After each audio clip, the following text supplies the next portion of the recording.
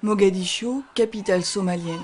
Fin décembre, dans l'un des hôpitaux de la ville, 2 membres de MSF ont été tués, Philippe et Andrias, que tout le monde appelait Katché. Dadaab, camp de réfugiés somaliens au nord du Kenya. 2 femmes membres de MSF ont été enlevées ici, Blanca et Montserrat ont disparu il y a 3 mois. Ces 2 agressions placent MSF face à un dilemme. Comment assurer la sécurité de ses équipes dans ce pays où l'aide médicale d'urgence permet de sauver des dizaines de milliers de vies? MSF demande donc aux autorités somaliennes et à celles contrôlant les zones où Blanca et Montserrat sont détenus de tout faire pour faciliter leur libération et d'assurer la sécurité des travailleurs humanitaires afin que la population puisse continuer à recevoir l'assistance dont elle a cruellement besoin.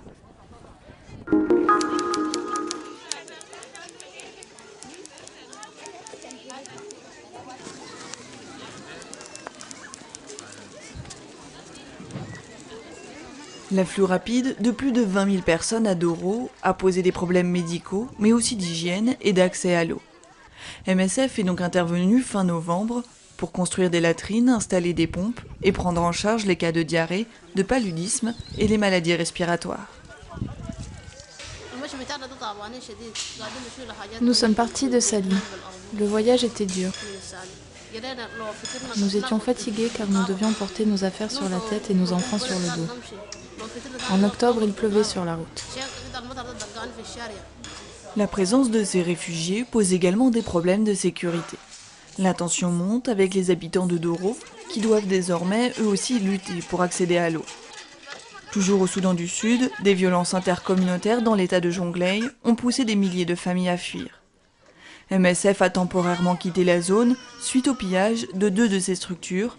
Elle y est retournée début janvier. De nombreuses personnes, toujours cachées en brousse, n'ont aucun accès aux soins.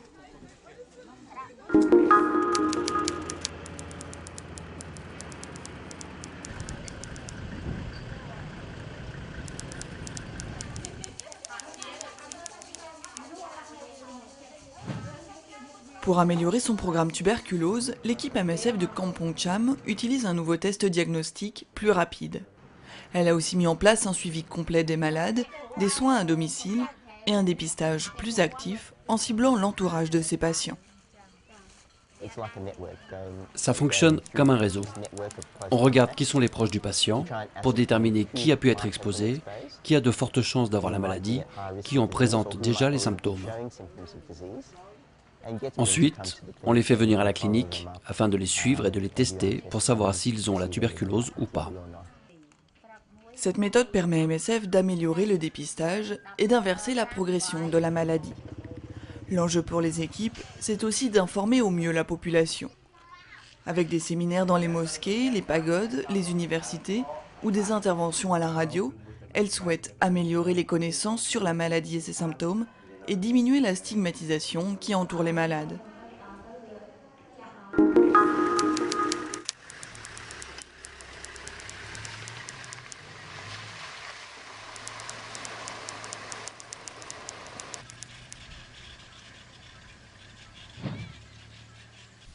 Pour détecter et traiter rapidement les cas de paludisme, il faut aller au plus près des patients, de l'hôpital au village en périphérie.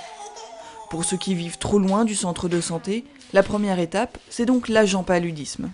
Les agents palus sont des personnes choisies par la communauté, mais formées par MSF. D'abord au diagnostic, ensuite au traitement, pour donner la première prise et pouvoir aussi évaluer la sévérité des cas qui se présentent à eux. L'agent paludisme réfère les cas compliqués au centre de santé. Si les enfants sont très affaiblis, ils sont alors transférés en moto vers l'hôpital de Moïsala.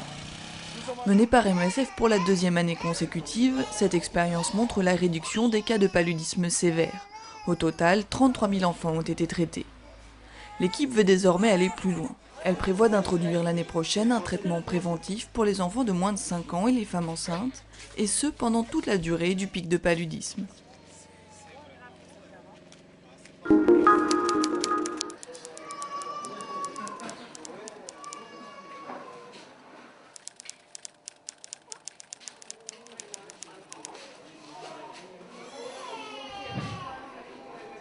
Les enfants qui arrivent à l'hôpital de Rutshuru souffrent la plupart du temps de paludisme.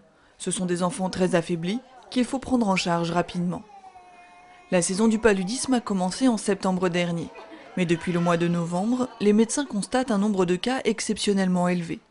En conséquence, le service pédiatrie est très sollicité et les enfants sont souvent plusieurs par lit. La plupart des enfants que nous recevons ici, ils viennent avec la mobilité est dominée par le palais. Ils viennent avec un taux bas d'hémoglobine à 2 grammes, à 4 grammes. Il faut transfuser ces enfants-là. La malnutrition est la deuxième pathologie ici. Les enfants qui vivent parfois loin de l'hôpital sont pris en charge tardivement. Pour limiter les retards dans l'accès aux soins, MSF appuie 4 centres de santé en périphérie de l'hôpital, comme celui-ci, à Ntamugenga.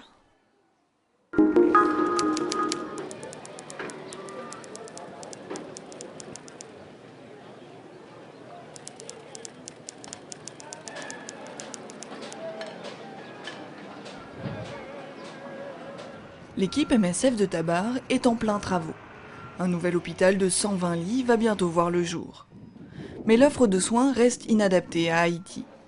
Déjà trop peu nombreuses avant le séisme, les infrastructures sont toujours trop éloignées ou trop chères pour les populations des bidonvilles. Pourtant, les besoins sanitaires de la population restent immenses. L'épidémie de choléra, qui a commencé fin octobre 2010, fait encore des victimes. À mon arrivée, on m'a fait une injection intraveineuse. Je ne pouvais pas me tenir debout, je ne pouvais même pas parler. Je souffrais énormément. Maintenant, je parle et je commence à avoir de la force. Je suis une nouvelle personne. Durant l'épidémie, MSF a pris en charge un tiers de tous les malades du pays. Aujourd'hui, ces équipes continuent de traiter les nouveaux cas et de surveiller l'évolution du choléra afin d'être prêtes en cas de nouvelles flambées.